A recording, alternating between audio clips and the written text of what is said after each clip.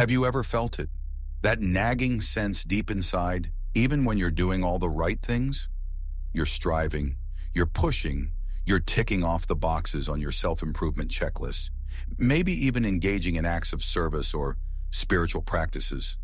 But there's an emptiness, isn't there? A subtle, unshakable weariness. You're walking a path that seems noble, that should bring you joy and fulfillment. Yet peace feels elusive, and instead of lightness, there's a hidden tension. Have you ever helped someone, poured your heart out, only to feel drained and strangely unfulfilled? Or perhaps you've embarked on a significant, positive endeavor, but an inner conflict, a quiet resistance, dogs your every step. Where does this come from? Why can a genuine desire to do good, to be better, sometimes feel like such a heavy burden?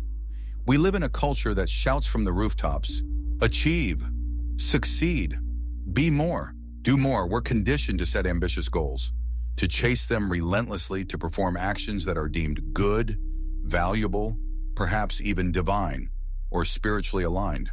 And we try, oh, how we try. We craft our vision boards, hustle, discipline ourselves, believing this is the highway to happiness, to inner peace, to becoming the best version of ourselves. But here's the catch, my friend, a subtle, almost invisible snare that so many of us fall into. We become so hyper-focused on what we are doing that we completely forget to ask the most crucial question: why are we truly doing it? What is the authentic, raw, unvarnished energy fueling our actions? And here lies the paradox. Even our most noble aspirations, our most profound spiritual quests, can be secretly contaminated by our own ego. That clever, slippery part of us that craves validation, that yearns for recognition, that desperately wants to feel good, right, or enlightened. We can genuinely believe we're reaching for the light, but deep down, we might just be seeking our own comfort, our own advantage, even if that advantage comes in the sophisticated disguise of feeling spiritually superior or self-satisfied. Have you ever stopped to consider that you can desire the very same things that God or the universe or your deepest soul desires, but for entirely the wrong reasons? That you can strive for goodness, for connection, for service, yet do it in a way that strips it of its true power, its authentic essence. This is the profound truth, the one that's so easy to miss in our busy, action-oriented lives. It's not enough to simply want what is right or good. What truly matters, what transforms everything, is how you want it, why you want it, and what deep, inner intention propels your desire. Real transformation, genuine alignment with a higher will, with the flow of life itself, doesn't begin with grand external actions. It begins with a profound inner recalibration, a purification of the very source of our wanting. Imagine a magnificent river. Its natural destiny is to flow to the vast, welcoming ocean. This is its inherent drive, its purpose. But what if its channel is clogged with debris, with rocks, with the pollution of self-interest? What if its current is artificially diverted to serve someone's limited agenda? The river might still move, but its flow will be labored, its waters murky. It will lose its pristine power, its joyful momentum. Our will is much like that river. Its natural inclination is towards harmony, towards love, towards unity with the source of all things, towards what we might call divine will or our highest purpose. But our ego, our small self, with its insecurities, its ambitions, its relentless craving for control and pleasure, constantly throws obstacles into this sacred stream. It whispers insidiously, "Do this, and you'll feel good about yourself. Avoid that, it's uncomfortable. It might make you look bad. Chase this, and others will admire you." And we, often without realizing the subtle deception, start paddling against the true current, or worse, get swept along by the ego's murky tide, all the while believing we're heading towards our authentic destination. This tendency of our human nature towards self-gratification is incredibly cunning. It's a master of disguise, hiding behind the most virtuous masks. We can throw ourselves into spiritual practices, into charitable work, into personal development with immense enthusiasm. And on the surface, it seems we're driven by the purest of motives. But look closer, dig deeper. Are we not perhaps seeking a subtle form of pleasure in these activities? Are we not feeding off the feeling of our own righteousness, our own spiritual progress? Are we perhaps running from something within ourselves, cloaking our escape in higher pursuits? When an opportunity arises to do something truly meaningful, something that resonates with our soul's calling, we might dive in headfirst. But why? Is it because our soul genuinely yearns for it, because it aligns with a higher power? Or is it because the very idea of this action, the anticipation of it, already gives us a little thrill, a little ego boost? This is where the most delicate substitution occurs. The more elevated the goal, the more invisibly this ego trap can be set.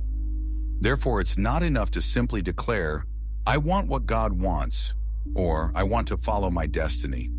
We must go further, deeper. We must dare to ask, do I want this as He wants it? When He wants it? For the reasons He wants it? And for the ultimate purpose for which He wants it? Ancient wisdom traditions don't just tell us to do good. They urge us to discern, to test, to understand what the divine will truly is. Not just good, but also pleasing and perfect. Perfect means whole, untainted, free from the alloy of hidden selfish agendas. If even one facet of our intention springs from an impure source, if we're not acting from our whole heart with complete sincerity, then our action, no matter how splendid it appears outwardly, will not be truly complete. It won't bring that profound, unshakable joy and peace that our soul craves. Even in the most sacred of quests, the yearning for God, for truth, for enlightenment, this trap can be present. We can seek the divine, but for ourselves, for our own comfort, our own salvation, our own benefit.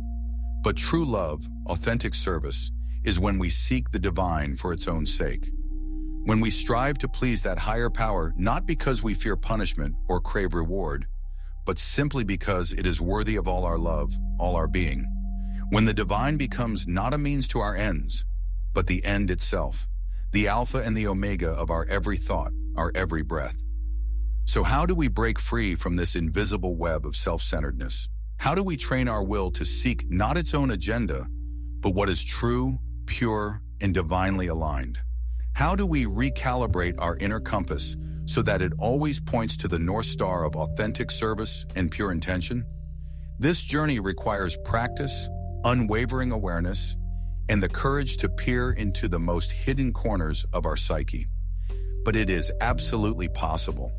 And this transformative path begins with a few crucial steps, principles you can start integrating into your life right now.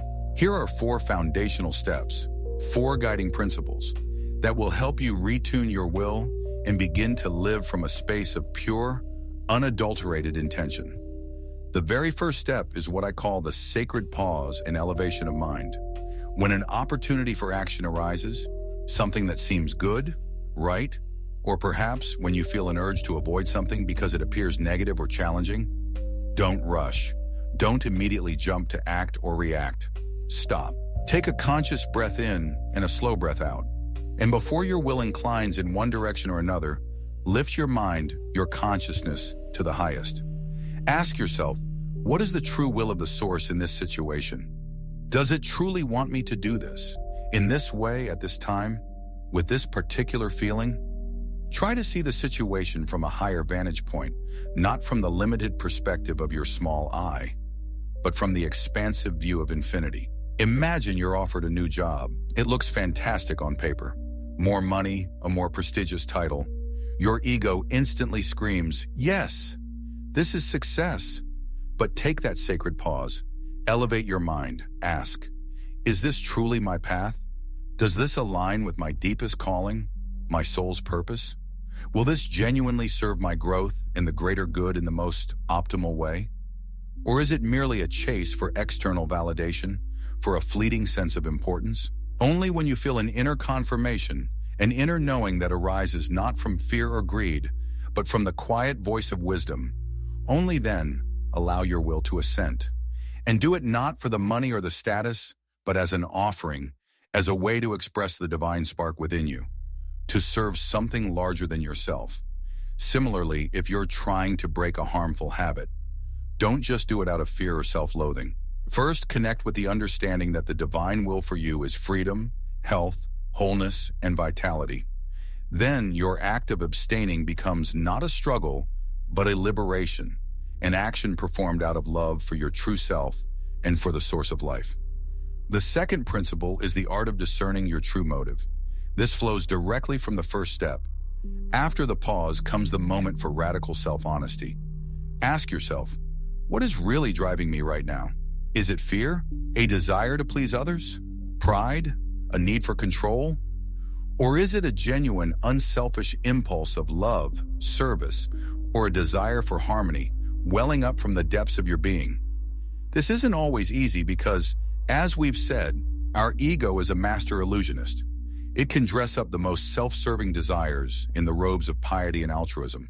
We might think we want something solely for God or for the good of others, when in reality we're just seeking our own comfort, approval, or a subtle sense of power. The key to discernment is purity of heart, and purity of heart is cultivated through what ancient mystics called shedding the old self and putting on the new. In modern terms, this is the ongoing process of releasing old, conditioned ego patterns and awakening to our authentic, divine self. How do you do this practically? Before every action, strive to detach yourself from any personal preference.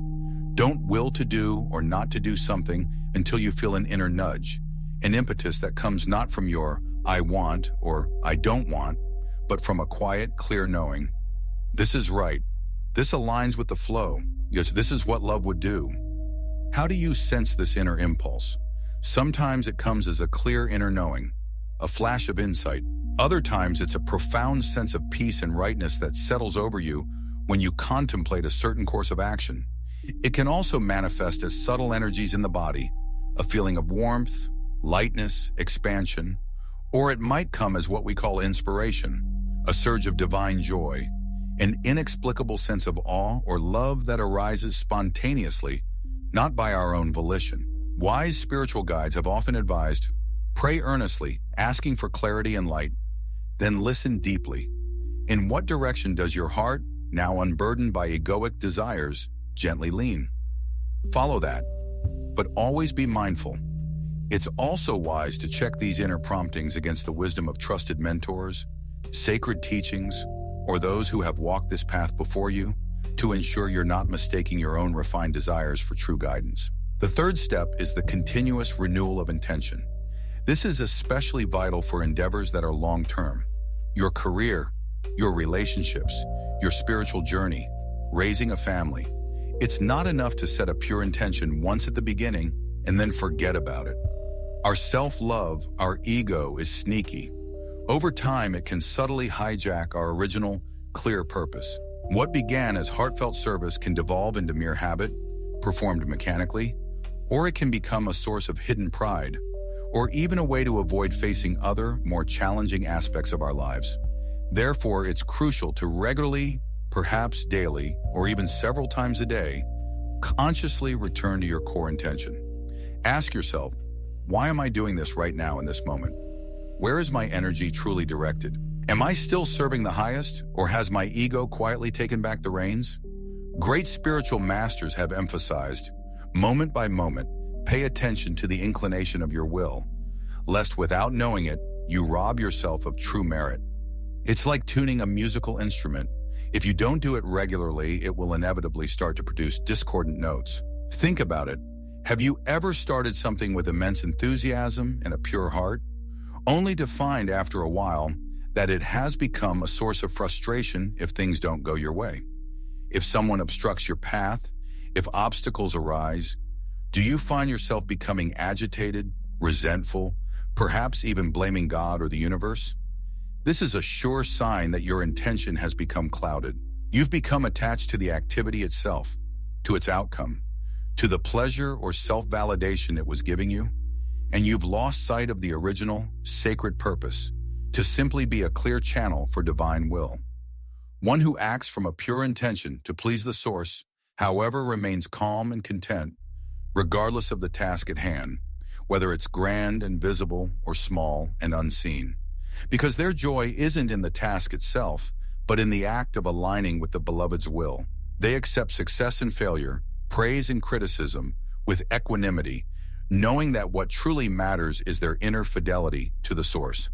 And finally, the fourth principle is maintaining a focus on the highest goal in all things.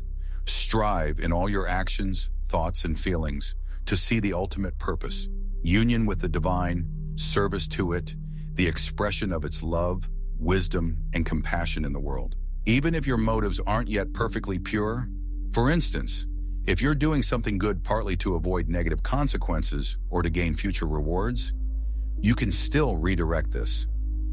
Realize that the divine wants your highest good, wants you to be free from suffering, wants you to experience true joy. Therefore, even the desire for your own well-being can be sanctified if you see it as an alignment with its loving will for you. Never, ever underestimate the power of this singular focus. To live for the sake of the divine, for the divine itself. The simplest, most insignificant act, when performed with this pure intention, is immeasurably more precious in the eyes of the universe than the most grandiose achievements performed out of vanity, fear, or self-interest. Giving a few dollars to a person in need with a completely pure heart, simply because you feel that divine impulse of love and compassion, can be far more valuable than donating a fortune to gain public acclaim or even to secure a place in some future paradise. Yes, at first, this inner work, constantly monitoring your motives, pausing, elevating your mind, purifying your intention, might seem challenging. Your ego will undoubtedly resist. It will whisper doubts, try to pull you back into old patterns. But do not lose heart. Firstly, with consistent practice, it becomes easier, more natural. Like any skill, the ability to live from pure intention is strengthened through regular exercise. Secondly, continuously nurture your love and yearning for the source. Reach out to it with all your heart as the one perfect good, worthy of being sought for its own sake, served for its own sake, and loved above all else. The deeper your love, the stronger your desire to please the beloved, and the more effortlessly your will naturally attune itself to its frequency. You might ask, but what about my own desires, my own needs? Does this mean complete self-negation? Not at all. This isn't about annihilating yourself. It's about discovering your true self. When you align with the divine will, you connect with your deepest essence. Your authentic soul desires are, in fact, in perfect harmony with the divine plan for you. By releasing egoic whims and attachments, you gain genuine freedom, profound joy, and unshakable strength. You stop fighting against the current of life and begin to dance with it in perfect rhythm. So do not be afraid of this path. It leads to an incredible lightness of being, to crystal clarity, and to a peace that surpasses all understanding. It liberates you from inner conflict, from the constant strain of trying to be good. It opens the door to authentic power, a power that flows not from your limited ego, but from the inexhaustible, infinite source. Begin today. Begin right now. You don't need to wait for perfect conditions or for some grand spiritual awakening. Take one small conscious step before your very next action, even the most mundane one. Before you reply to that email, before you start that task, before you react to someone's words, take that sacred pause. Ask yourself, what is my true intention here? Can I do this from a place of love and service, rather than from habit, fear, or ego? Tonight, before you sleep, ask yourself a few gentle questions. In what moments today did I act from a pure heart? And in which moments was my ego driving the bus? Observe without judgment, simply with curiosity. What can I learn from this? What one small thing can I do tomorrow with the conscious intention of pleasing not my ego, but that higher divine presence that lives within me and within all things? Remember, you are not alone on this journey. Life itself, the divine itself, supports you in this sacred aspiration for purity. Every step you take in this direction brings you closer to your true home, to a state of profound peace and authentic happiness. The path of purifying your will is the path of returning to your true divine nature. And this path is open to you, right here, right now. Take that step, breathe in the freedom of pure intention, and allow your life to become a song of love, resonating in perfect harmony with the music of the universe. Your transformation begins now.